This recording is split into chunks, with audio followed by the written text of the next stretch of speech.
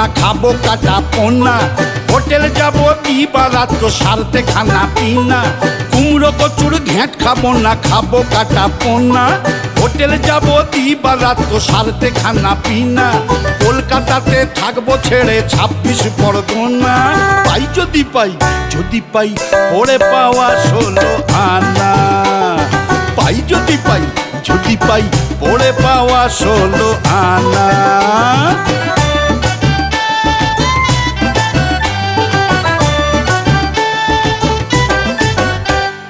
নাপিত ছেড়ে সেলুন যাবো কাটতে ফ্যাশন চুল, লুঙ্গি ফেলে পরবো এবার বারমুডা পেন্টুল।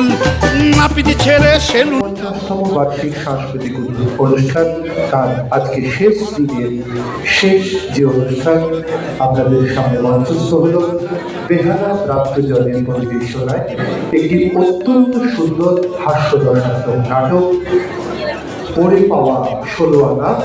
আমরা ফিনান্স ডিভিশন রিক্রিয়েশন ক্লাবের পক্ষ থেকে এই নাটকে অভিনয় যারা করেছে তাদের প্রত্যেককে শৈল্পিক অভিনন্দন জানাই এবং তাদের আমরা কৃতজ্ঞতা জানাই।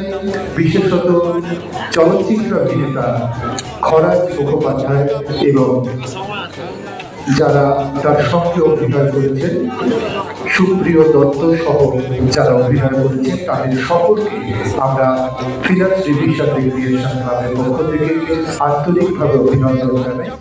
ঘরেই পটি খানা পাই যদি। তো আমি আপনাদের বলি যে দেখুন, থিয়েটার জিনিসটা এমন একটা জিনিস যে সত্যি বলছি যে আমাদের আপনি যদি কেউ যদি আমাদের সিরিয়াসলি কেউ যদি আমাদের অভিনয় শিখতে আসেন আমাদের এখানে, তাহলে তাদেরকে আমরা কখনো বলতে পারি না যে তুমি অমুক জায়গাটায় যাও, সেখানে গিয়ে তুমি কিন্তু প্রপার অভিনয়টা শিখতে পারবে।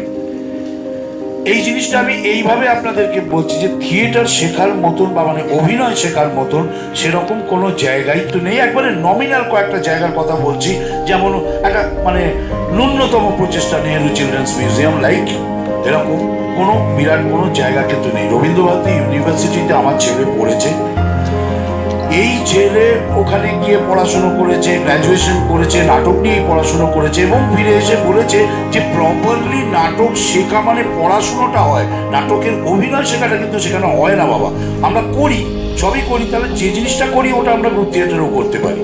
ওতে করে কিন্তু অভিনয়টা শেখা যায় না। অভিনয় শেখার একটা পদ্ধতি আছে, একটা প্রসেস আছে, সেটা শেখার কোনো জায়গা সেখানে নেই। একমাত্র উপায় তাই আমরা একটা পরোক্ষভাবে করে নিয়েছি গ্রুপ থিয়েটার, যেখানে যারা থাকেন, যারা ডিরেকশন দেন তাদের তরফ থেকে বা যারা কাজ করছেন তারা নিজেদের মধ্যে নিজেরা এই ডিরেকশন দিয়ে একটা জিনিসকে তৈরি করে এবং এই পদ্ধতি বা এই প্রসেসের মাধ্যমে তারা নিজেদের অভিনয়কে আস্তে আস্তে নিজেরাই গ্রুপ করে আস্তে আস্তে এগিয়ে চলে।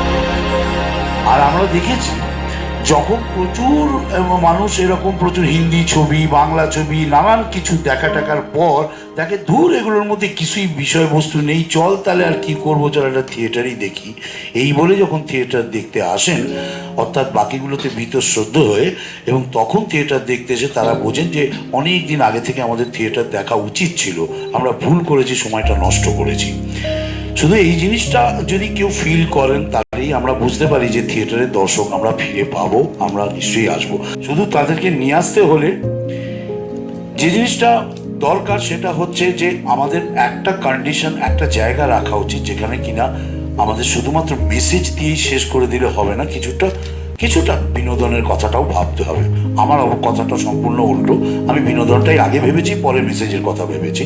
সেটা তো নিশ্চয়ই আছে, কিন্তু সেটা সেকেন্ডারি করে আমি এটাকেই প্রাইমারি রেখেছি। এটা ঠিক কথাই। আপনাদের এটুকু বলি যে থিয়েটারের মানুষজনের সঙ্গে মিশলে যে সমস্যাটা হবে যে এই মানে প্রেস মিটের শেষে হয়তো চানাচুর চাই হবে, বাকি তার চেয়ে বড় আর কিছু হবে না। কিন্তু এটা ঠিক হবে, এটুকু আমি আপনাদের বলতে পারি যে সে মানুষরা অন্তত আপনাদেরকে এটুকু বলতে পারি, একটা অন্তত কথা দিতে পারবে, একটা অন্তত কি বলবো যে তারা অ্যাসাইনমেন্টে থাকবে যেখানে কিনা তারা এন্টারটেনমেন্ট করা, আপনাদের আনন্দ দেওয়া, আপনাদের বিনোদন দেওয়া, সেইটুকুই তাদের নিজের অঙ্গীকার করেই তারা কিন্তু চলেছে তাদের জীবনে। অনেক স্যাক্রিফাইস তার জন্য করতে হয়, করছেও প্রত্যেকে, সেটা আমরা দেখতে পাচ্ছি, আমরাও করে এসেছি, এরাও করছে। আমরা সবসময় চাইবো যে এখানে এই যে আরও কিছু থিয়েটার হল আরও তৈরি হোক, যে থিয়েটার হলগুলো আমরা পেতে আমাদের একটু মাঝে মধ্যে একটু অসুবিধার সমস্যা হয়। আমাদের অনেক থিয়েটারের দল, আমরা সবাই মিলে চাই থিয়েটার করতে, ভালো করে অভিনয় করতে, ভালো কাজ করতে, ভালো ভালো থিয়েটার প্রেজেন্ট করতে। আমাদের ডেটের একটু এত সমস্যা হয়, সেই সমস্যাগুলো যাতে মেটে আরও কিছু থিয়েটার হল পেলে আমাদের আরও অনেক সুবিধা হবে।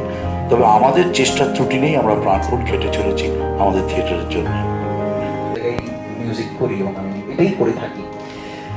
আর আমি রবীন্দ্রভারতীতে থিয়েটার নিয়ে যেটা পড়ছি সেটা theatre designing, which is a different part than acting. It's not acting or direction, it's designing.